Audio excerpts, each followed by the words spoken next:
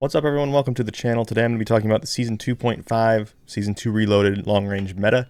We're going to be using really cool data that I have from True Game Data that will really help us see what the actual controller long-range meta is.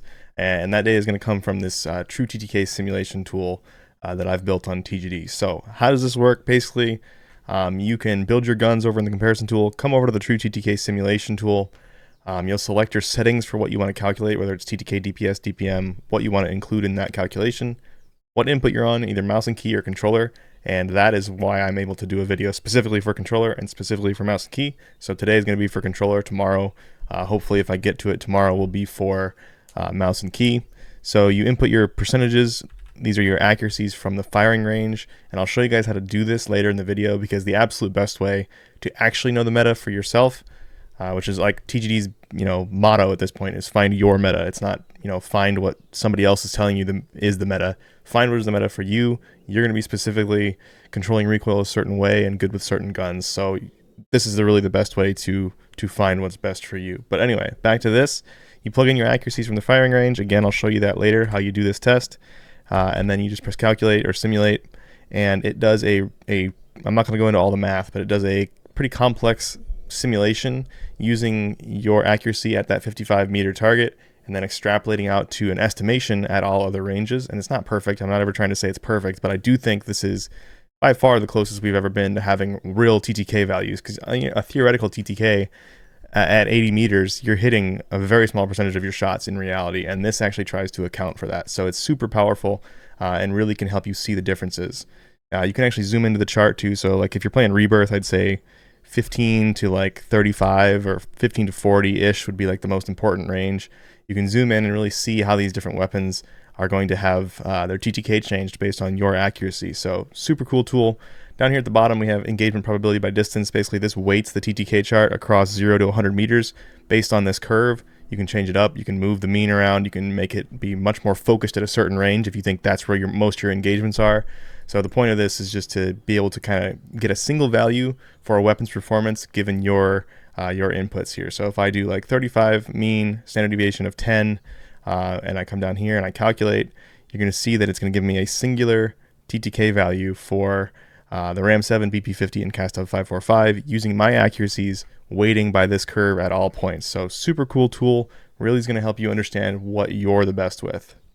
So keeping that in mind, what am I going to do in this video if I am not you and I can't get your data? Well, since the release of this tool probably almost a year ago, every single time anyone inputs anything into that tool, I've been saving it, saving the date of when it happens, and I can pull those accuracies and average those accuracies across an input or anything. Like I can do whatever I want with that data. So I have accuracy numbers with thousands of trials for most weapons, for controller specifically, so I can see exactly which weapons people control recoil the best on controller specifically, and then use that weighted TTK to actually calculate that out for all the weapons.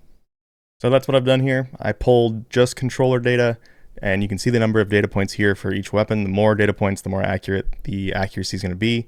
And then this is the average of accuracy for all those data points that are for controller and for this weapon.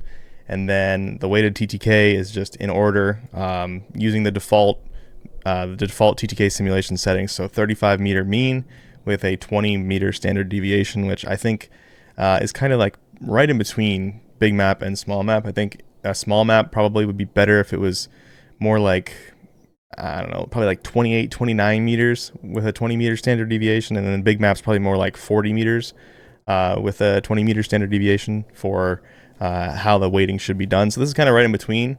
So we're going to go through this, and then I'll show you my big map, small map ratings for each weapon.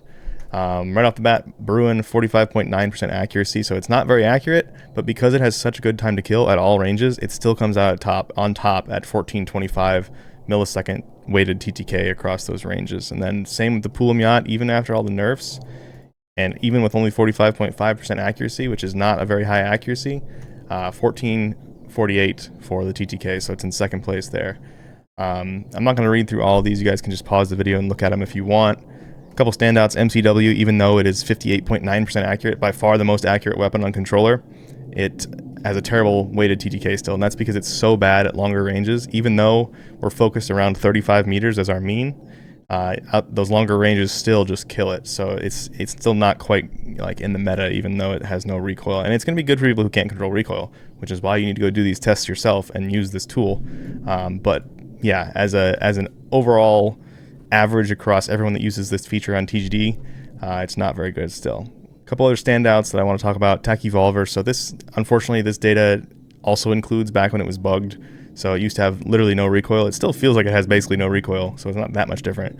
But the data points here do include that. So this one's probably a little worse than it actually looks on this chart. MTZ556 actually has been buffed, so it got like a 15% reduction in its overall recoil, both vertical and horizontal. And some of that data before that buff is included in this, almost all of it. So this one's actually probably better than it looks on this chart, because I don't have that new data yet from people using this tool. The more you guys use this tool, the more accurate my numbers get. So yeah, I like to kind of remind people that this thing exists, because I think a lot of people don't even know it exists. It's really a really powerful tool. SVA 545, as you'd expect, is pretty accurate, has pretty good time to kill across the board for that weighted TTK. Holger 556 is the same. Holger 556 just got a buff, and that's kind of why it sits up here. It's very accurate and has pretty good damage now. So that's going to be these are both really good options for low recoil. BP50 actually kind of surprised me. It's super accurate, and you'll see tomorrow on mouse and key, it's even more accurate on mouse and key. But yeah, 48.9% accuracy and has good time to kill up close. So this is going to be a really good gun for small map, like an excellent weapon for small map. MTZ556, like I said, the recoil is better than it was, so it's even better now. So for the easy to control weapons, we've got the SVA 545, Holger 556, MTZ 556. Those are all three going to be pretty good. It's going to be personal preference which one you like the most. Holger 26, I was surprised, pretty inaccurate, pretty bad weighted TTK across that 35 meter mean with 20 meter standard deviation. So not quite as good as I thought it was. Sits down here at 1524. It's not terrible. But yeah, overall, RAM 7, pretty inaccurate as well, 46.7. I would expect the RAM 7 to be inaccurate.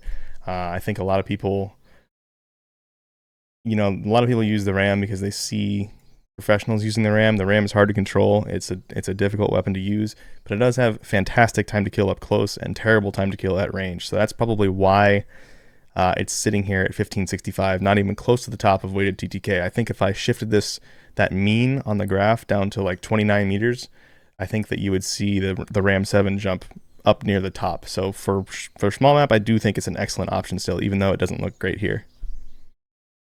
So using all of that data, and then also just the properties of a weapon, like how fast the reload is, how fast the movement speed is, things like that, I kind of went through and just ranked these weapons myself, just the top ones. I didn't go all the way down to the bottom of the list because those are obviously not going to be viable, but that's what we've got here. So big map score and the weapon, and then small map score and the weapon. So for big map, I think the Bruen is the best by a pretty decent margin. So I got the Bruen at 10 out of 10. I think the Pulamyot's actually still very good for big map. Give it a 9.5. And then BP50 is a surprise pick here. It actually has really good time to kill at longer ranges and very consistent, predictable recoil. I didn't realize how good it was before I did this, so that's kind of a surprise there for me. Holger 26, also pretty good for big map. It's pretty easy recoil. It's just not great time to kill up close, and it's a heavier LMG. So I think that Bruen is a little bit better than the Holger, but they are, they're pretty close. TAQ Evolvere is actually still very good as well. It was the meta for like 3 days, and then they nerfed it. But it basically had no recoil at that time. But I used this yesterday when I was playing, and it pretty much still feels like it has no recoil. It didn't feel a whole lot different to me, so I think it is still a very good choice for urzikstan, the big map. Holger 556 is probably my favorite of the low recoil. SVA 545 is very good as well, but like I said, we've got these 3 ARs that are, faster movement, faster reload time than the LMGs, and the lower recoil options of the ARs. And of those 3, I think the Holger 556 is my favorite after the changes that they made this patch. SVA 545 is still very good as well, but the problem with the SVA is that you have to hit that hyperburst at the start of the mag, or the TTK gets much worse. So it's pretty unforgiving in that respect. Then over here on the small map score, BP50 number 1. BP50 has a great TTK in the first like 15-16 meters, and then it's highly competitive through the middle as well. Like, it's a little bit slower than the RAM 7, but still relatively close, faster than most of the other ARs. And then at long ranges, it actually has a pretty competitive fast time to kill as well. And it's, it has good mobility, good reload time. The one thing that holds it back is the small mag. I believe it only has a 45 round mag. So if you can't deal with that, that's going to be the deal breaker for you. But overall, the other properties of the weapon, I do think it is probably the best option for the small maps right now. In second place, we still have the Bruen. So the Bruen in this patch got huge buffs to its movement speed. I don't really know why that was. Movement speed, ADS time, things like that all got buffed. So it's a much lighter weight weapon now and just a little easier to use and you know, get around the map with, which is very important for the small maps specifically. So I do think the Bruen is excellent for the Resurgence maps right now. Ram 7 still is awesome for these small maps, even after its nerf in this patch. They nerfed the damage range about 6 meters, but that was it. So it's a little hard to hit your shots with. But that TTK out to, it's like 26 meters now, I think, ish, something around there. Still excellent, and it's just a highly, highly competitive weapon because of that first damage range and second damage range time to kill being so fast. Holger 5.56, this is the new low recoil AR option that I think is very good. I mentioned that over there when I was talking about big map, but I think it's excellent here as well. TAQ Evolvere actually has a crazy good TTK in that first damage range still. It's probably around 30 meters. So similar to the Ram 7, that's why I scored this so high, is because kind of like the Ram 7, it's so good on small maps because most of your engagements happen in that range. So TAQ Evolvere is actually a lot better than a lot of people probably think for the smaller maps. SVA 545, MTZ 556, same thing I said about big map. They're just low recoil options, pretty good. But I personally do think I prefer the Holger 556 over them. And then we're getting down into the below 9s. I'm probably not going to talk about those too much. Now, the SOA Subverter was not on this list because it's brand new, so I don't have any user data on accuracy, but I know that for controller, because of the shape of the recoil pattern, so it kind of goes up that way and then jumps back to the other side. So it's going to be pretty difficult for people to control for controller because it makes an abrupt change in direction. That is easier on mouse and key than it is on controller. So we'll see it be a little higher there for some of these options, but it is still an excellent weapon. So I think the SOA Subverter, even on controller with the weird recoil, for big map, I give it a 9.5. We'll have to see how it works out. I'm not positive about this yet. I think for controller, really good controller players, it's probably going to be, it might just be the meta. Like it might just be a little better than the Bruen. We'll see. It has faster time to kill than the Bruen at all ranges and the potential to be much faster if you hit all those chest shots. But just because the recoil is weird on controller, I gave it a 9.5 instead of a 10. And then for small map, recoil doesn't matter as much. So you're engaging at closer ranges, so the recoil is not as important. So I gave it still a 10 out of 10 for controller, even though the recoil is weird for that small map. So that's all great, and it's actually more accurate information than anyone else in the community has for, you know, how people actually play with these weapons per input, as well as just, you know, knowing accuracies in general. But really, the power of this tool is doing this yourself. So I said I was going to show you guys how to do this. That's what we're going to talk about now. So the first thing to do is probably just, you know, build the weapons out how you like them in the comparison tool with the attachments, because attachments actually are taken into account. So if you put a barrel on this that increases damage range by, you know, 12% like this barrel, and then you come back to true TTK simulation, that has the barrel on it, and it will affect this TTK chart when you actually run the simulation. So make sure you actually get the accuracies, or you actually build the guns out the way you would use them, and then plug them into this, and we'll jump into the game now and show you how to get these percentages here. So you just build out the weapon how you would use it, same as the build you're using on TGD. You come in here, first thing you want to do is put it on 3 plates, and then run up to the left, and you'll see in the top left of the screen the targets killed and accuracy percentage just showed up. So those are actually cumulative totals, so if you don't reset it by coming back to the front, it will show you the cumulative accuracy over however many times you kill the dummy. So really the important thing about doing this test is just being consistent. It doesn't matter, like you can strafe if you want to make it a little more realistic, like an actual gunfight. You can sit perfectly still, but the important thing is just between each weapon that you do it exactly the same, because you want it to be as consistent and repeatable as possible. So basically I just start the thing by going up there, making sure the accuracy is in the top left. I come back here, and then I just take down that dummy. I shoot until it goes down. Like I said, make sure you have 3 plates. So you can see that first kill was 47.37% accuracy. Make sure you reload so you don't run out mid spray, and then just repeat the same process. And you generally want to do this about at least 5 times. The more times you do it, the better. So if you go up to 10 or more, it's going to be much more accurate. But at least 5 times per weapon per build, So I just do this and just keep firing until I get that cumulative accuracy, and I'll stop there and then go back into the website here. So you just write down that accuracy that you got with, 3 kills or whatever. You'll come back in here and enter it. So it's not the right gun, but I'm just doing this for demonstration purposes. 48.7, I would plug that in for the Holger 26, which is what I was using. Press simulate, and then once you get all your weapons on here, if you come down to the bottom, you can adjust this how you want. So like I said, for Rebirth, I'd probably do something like 28, 29 meters, and then for large map or big maps, I'd probably do like 40 meters, just kind of get that damage range out there, longer ranges being more important just because engagements happen out there. And then you'll just be able to scroll down here and you can see your cumulative weighted average TTK after you press the calculate button if you change this. So this is crazy powerful, and I really do think this is actually the best way for you to find what you should be using in Warzone rather than someone just telling you what the best is. I think this will really, really help you understand which weapons you're better with, specifically because of like unique recoil patterns and recoil properties of the weapon. All right, let's do some builds. So the Bruen's an excellent gun right now, as we talked about. So it's a pretty simple build. We're just going to do the VT7 suppressor. There's a search bar on TGD now, by the way.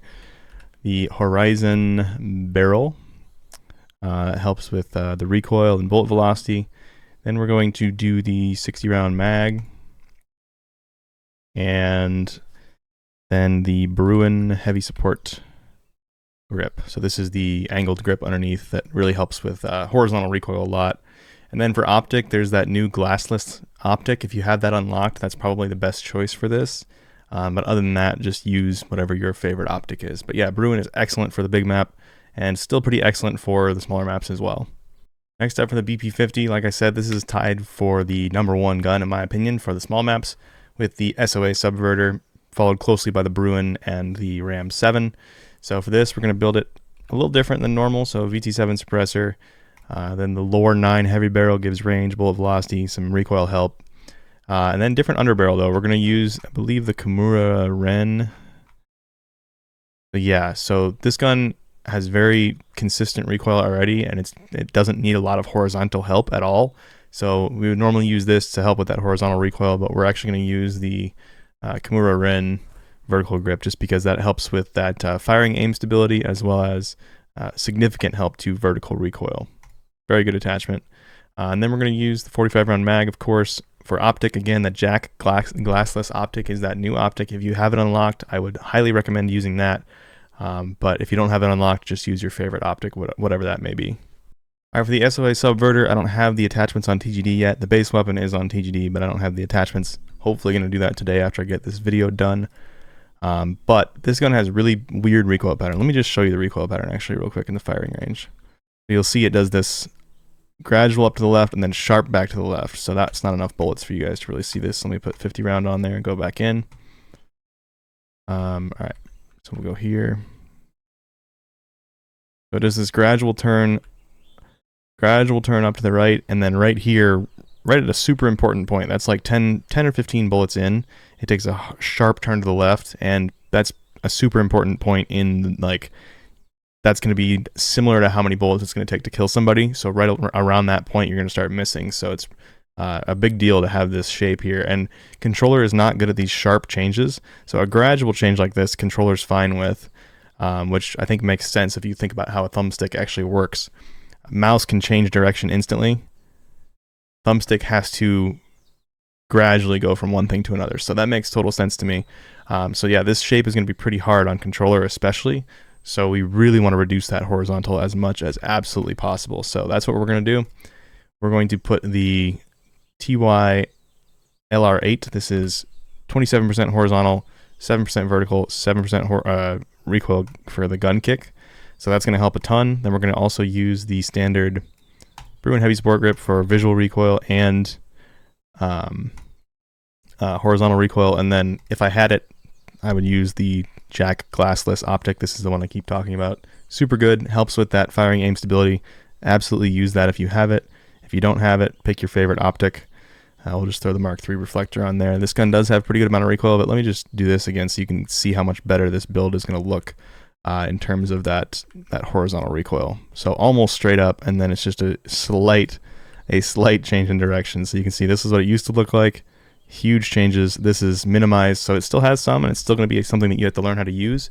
But I think the weapon design for this thing is awesome. It's difficult to use, but it has really, really good time to kill. And if you learn how to hit all your shots with it, you're going to be absolutely frying people. So I think it's a great weapon.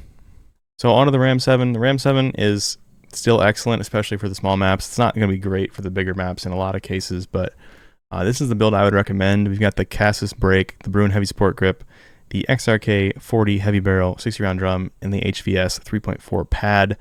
This is a gun that I think you really just have to use iron sights with. To me, it's just too crazy. Like, the recoil is just too difficult unless I have all those attachments on there. So you can see that the first few, there's a lot of gun kick and the reticle moves around a lot. But then after that, it's very controllable. So for situations where you hold it down longer, it's going to be really good, but it's just those first few bullets are really awkward with this gun, and you can't really use a suppressor. Similar to the SOA Subverter, I feel like you need that muzzle attachment to really make it viable by reducing that horizontal recoil. So this is a build I would use for the Ram 7, still an excellent weapon. Last up here, I want to do the TAQ Evolvere. I think this gun's really good still. I think people are kind of sleeping on it, especially for the smaller maps, just because that first damage range out to 37 meters, it has really good TTK in there. So we're going to use the Spirit Fire Suppressor.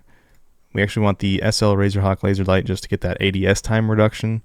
Yeah, that's going to be visible to people, but you're using this for long range, so it's not that big of a deal. Rear grip, we're going to use the XRK Response. It has a big penalty to your ADS movement. So this gun is going to feel heavy, it's going to feel slow, but we're going to make it an absolute laser. So you're not going to miss with this thing. Then we're going to put the bomb stock on there, and all of this together. Pick your favorite optic. You should probably use the Jack glassless again, like I keep saying. That helps reduce the visual recoil. So if you have it unlocked, I would definitely use that for pretty much all your builds. Otherwise, just use whatever your favorite optic is. But if I hop into the game here, you guys are going to see that this build is just it's just a laser. I don't have the glassless unlocked, so I have a little more visual recoil than you would have. But this is like, it's just super easy to control. It reminds me almost of like the Socken in Modern Warfare 2, just pretty much a laser, but it has quite a bit of visual, so that's why you definitely want to get that Jack glassless optic unlocked. Alright guys, that's it for the video. If you want to support directly, the best way is just to subscribe through True Game Data. That'll get you access to all the features that I always talk about in my videos. Best Stat Tool, True TTK Simulation, which is what I used for this video, MetaGen, all the recoil tools, everything.